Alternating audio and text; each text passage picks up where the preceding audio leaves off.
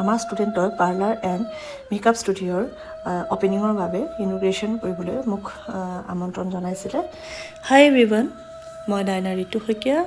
আশা কৰোঁ সকলো ভালে আছে। আমাৰ ষ্টুডেণ্টৰ অপেনিঙৰ দিনাখন মই যাবলগীয়া হ'ল। বিশেষ অসুবিধা আছিল যদিও তাৰ মাজেৰে সময় উলিয়াই পেলাই মই গ'লোঁ।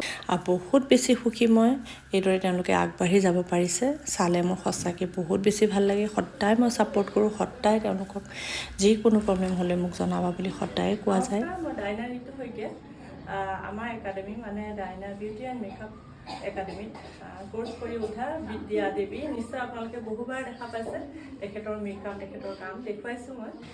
তেখেতৰ বহুত ইচ্ছা আছিলে যে বা আপুনি আহি পেলাই ইমিগ্ৰেশ্যনটো কৰিব লাগিব। বহু মানে কি বুলি ক'ম, প্ৰব্লেম বহুত চলি আছে।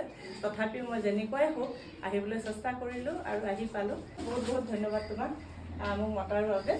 আৰু ৰাইজক এটাই কথা ক'ব বিচাৰোঁ যে বহুত ধুনীয়াকৈ কাম শিকিছে। আপোনালোকে আহিব, এবাৰ কমচে কম তেখেতৰ কামটো চাব। পূৰ্বাঞ্চলৰ যিখিনি ক্লাইণ্ট মোৰ তাতো যায় তেওঁলোককো কৈছোঁ যে এবাৰ বিদ্যাৰ কামটো চাবহি, ঠিক আছে।